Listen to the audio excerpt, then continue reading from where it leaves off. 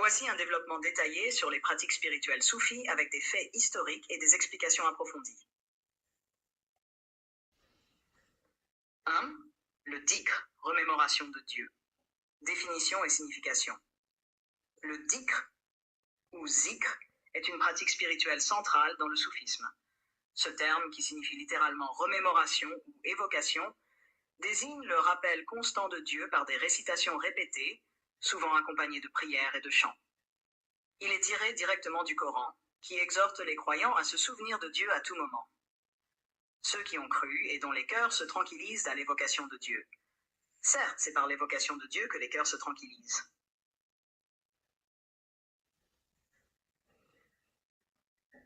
Technique du dhikr.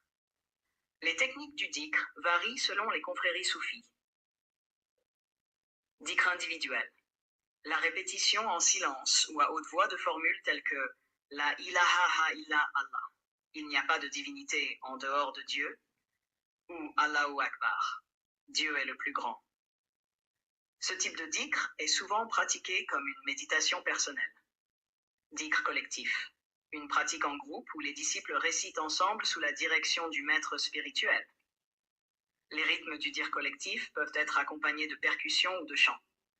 Certains ordres soufis, comme la Naqshbandiya, enseignent une synchronisation des respirations avec des invocations de Dieu, symbolisant l'intégration de Dieu dans chaque souffle.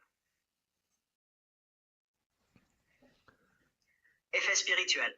Purification de l'âme.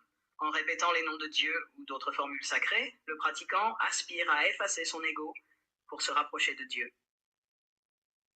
Le dhikr calme les esprits et renforce la concentration spirituelle. Union avec le divin. En atteignant un état de conscience plus élevé, le disciple peut ressentir une dissolution dans l'amour divin. Aspect historique. Le dhikr est pratiqué depuis les débuts du soufisme, mais il s'est particulièrement structuré sous l'influence des grandes confréries soufis, comme la Qadiriya ou la Chishtiya, à partir du XIIe siècle.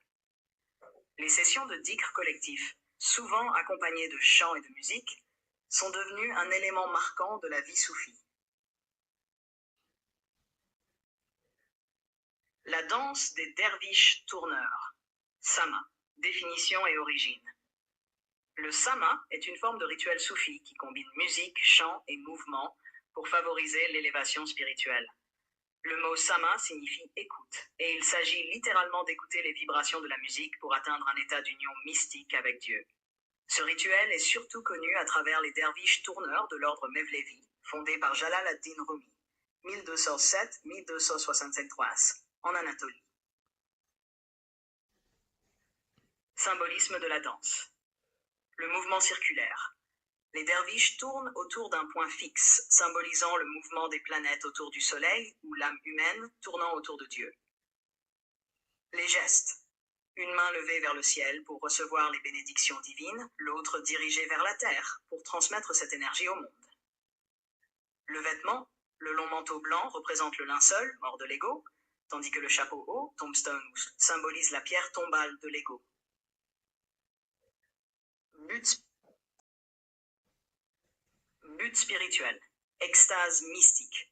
Le sama aide le disciple à se détacher du monde matériel pour entrer dans une transe spirituelle où il se sent unifié à Dieu. Purification de l'âme.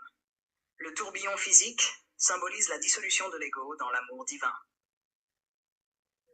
Aspect historique. Le rituel du sama a été codifié par l'ordre Mevlevi, mais des formes similaires se retrouvent dans d'autres confréries. Jalal ad-Din Rumi, inspiré par la musique et les chants, a transformé la danse en une voie spirituelle puissante. Cependant, le sama a aussi été critiqué par certains théologiens orthodoxes, qui y voyaient un détournement de la pratique religieuse stricte. La méditation et la retraite spirituelle, khalwa. Définition et pratique. La khalwa, retraite spirituelle, est une pratique soufie qui consiste à se retirer du monde pour méditer, prier et se concentrer exclusivement sur Dieu. Inspirée de la retraite du prophète Muhammad dans la grotte de Hira avant la révélation, la khalwa est une étape importante dans le cheminement spirituel des soufis. Organisation de la khalwa. Isolement. Les disciples se retirent dans un lieu calme, souvent une cellule ou une grotte. Durée variable. La khalwa peut durer quelques jours, 40 jours ou plus, selon l'ordre soufi et les objectifs spirituels. Récitation et méditation. Pendant la khalwa, le disciple récite des formules spécifiques et médite profondément sur l'unité divine. Objectif spirituel. Purification intérieure. En s'éloignant des distractions du monde, le disciple purifie son cœur et affine son lien avec Dieu. Connaissance de soi. La khalwa permet une introspection profonde et une libération des attachements terrestres. Vision spirituelle. Certains disciples rapportent des expériences mystiques intenses, comme des visions ou des rêves symboliques. Aspect historique. La khalwa a été pratiquée par les premiers ascètes musulmans dès le Xème siècle. Elle a été systématisée par les confréries soufis, qui l'ont intégrée comme un rite initiatique permettant aux disciples d'atteindre des états spirituels avancés. 4. Les chaînes d'initiation. Définition et importance.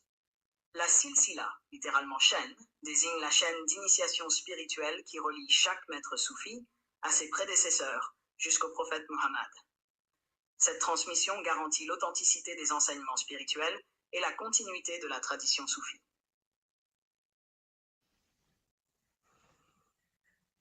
Structure de la silsila. Le maître. Figure centrale dans la transmission spirituelle, il guide ses disciples sur le chemin de Dieu. Les disciples. Les apprentis qui reçoivent les enseignements et les pratiques spécifiques. Le lien au prophète. Les confréries affirment que leurs enseignements proviennent directement du prophète Muhammad, transmis par une chaîne ininterrompue.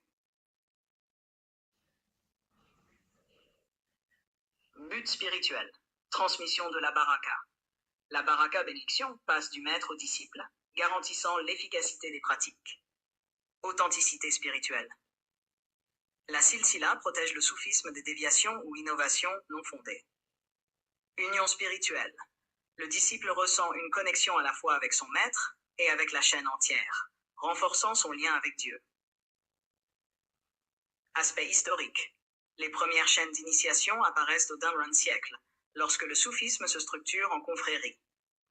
Les silsilas célèbres incluent celles des ordres Qadiriya, Naqshbandiya et Chishtiya. Chaque confrérie valorise sa propre chaîne comme un héritage sacré. Conclusion. Les pratiques spirituelles soufis, dhikr, sama, khalwa et silsila, incarnent la quête d'union avec Dieu et la purification de l'âme. Enracinées dans les textes islamiques et enrichies par des siècles de tradition, elles permettent aux soufis de transcender le monde matériel pour atteindre un amour divin profond.